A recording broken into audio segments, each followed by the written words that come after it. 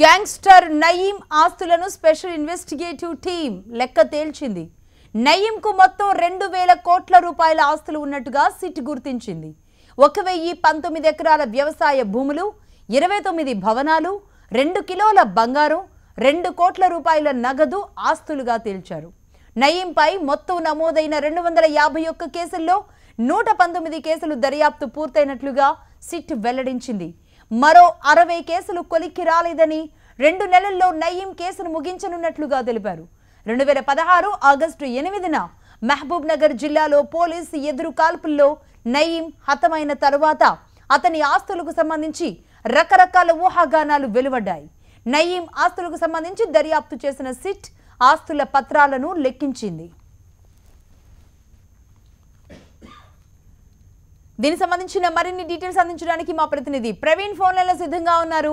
ప్రవీణ్, అయితే నయీం కేసు మరొకసారి తెరపైకి వచ్చిందని చెప్పుకోవచ్చు. అయితే ఈ కేసులో పూర్తి స్థాయిలో సిట్ అధికారులు ఇన్వెస్టిగేషన్ చేసిన తర్వాత నయీం హత్య తర్వాత ఏదైతే నయీంను అతని నుండి అతని ఇంట్లో స్వాధీనం చేసుకున్నటువంటి ఆస్తులన్నీ కూడా దాదాపు 2000 కోట్లు ఉంటుంది అనేది కూడా సిట్ తేల్చినటువంటి సందర్భం ఉంది. అయితే ఇప్పటి వరకు ఇన్వెస్టిగేషన్ లో భాగంగా 1019 ఎకరాల వ్యవసాయ భూమి, 29 భవనాలు, 2 కిలోల బంగారంతో పాటు 2 కోట్ల నగదును సీజ్ చేసినట్లు ఇప్పటికే రాష్ట్ర ప్రభుత్వానికి నివేదిక ఇచ్చారు. దాంతో పాటు ఈ యొక్క ఆస్తులన్నీ కూడా కోర్టు ఆధీనంలోకి వెళ్తాయి కాబట్టి తదుపరి కోర్టు ఏ విధంగా నిర్ణయం తీసుకోబోతుంది, బాధితులకు న్యాయం చేస్తుందా లేదా అనే అంశం పైన సర్వత్రా ఆసక్తి రేకెత్తిస్తుందని చెప్పుకోవచ్చు. ఇప్పటి వరకు ఈ కేసులో 251 కేసులకు గాను 119 కేసులు పూర్తిగా అంటే ఇన్వెస్టిగేషన్ పూర్తి అయింది. దాంట్లో టెక్నికల్ ఎవిడెన్స్ కూడా దొరికాయి. కానీ మిగిలినటువంటి 60 కేసుల్లో మాత్రం ప్రస్తుతం కొన్ని టెక్నికల్ ఎవిడెన్స్ దొరకాల్సిన అవసరం ఉంటుంది కాబట్టి దానిపైనే దృష్టి పెట్టామనేది కూడా సిట్టు రాష్ట్ర ప్రభుత్వానికి నివేదిక ఇచ్చింది. అయితే 1-2 నెలల్లోనే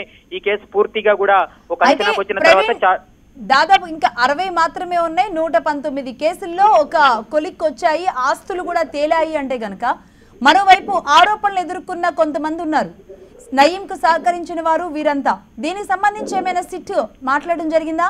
అయితే ప్రస్తుతం అయితే మాత్రము ఈ కేసులో నయీంని ఎన్కౌంటర్ చేసిన తర్వాత దాదాపు 150 మందిని అదుపులోకి తీసుకొని వాళ్ళని విచారణ చేశారు. 28 మందిని పీడీ యాక్ట్లపై కూడా వారిని జైలుకు పంపించినటువంటి సందర్భం. 10 రోజుల క్రితమే రాచకొండ పోలీసులు కూడా నయీం అనుచరులతో పాటు అతని భార్యను కూడా మరొకసారి రిమాండ్ కూడా తరలించినటువంటి సందర్భం చూసాము. కానీ ఇప్పటి వరకు నయీంకు ప్రధాన అనుచరుడు శేషన్న మాత్రం దొరకడం లేదు. శేషన్న కోసం అయితే గాలింపు చర్యలు కొనసాగుతున్నాయి. ఒకవేళ శేషన్న దొరికినట్లయితే మరికొన్ని ఆస్తులు బయటపడతాయనేది కూడా సిట్ అధికారులు భావిస్తున్నారు. అతని కోసం ప్రత్యేకంగా బృందాలు కూడా గాలిస్తున్నటువంటి పరిస్థితి కూడా కనపడుతుంది. కానీ 1-2 నెలల్లో మాత్రం ఈ కేసు ఒక కొలికొచ్చే అవకాశం ఉంటుంది.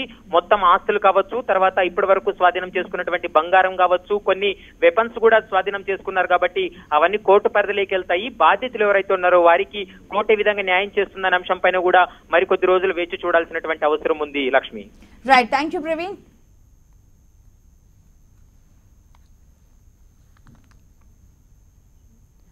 పథకం ప్రకారం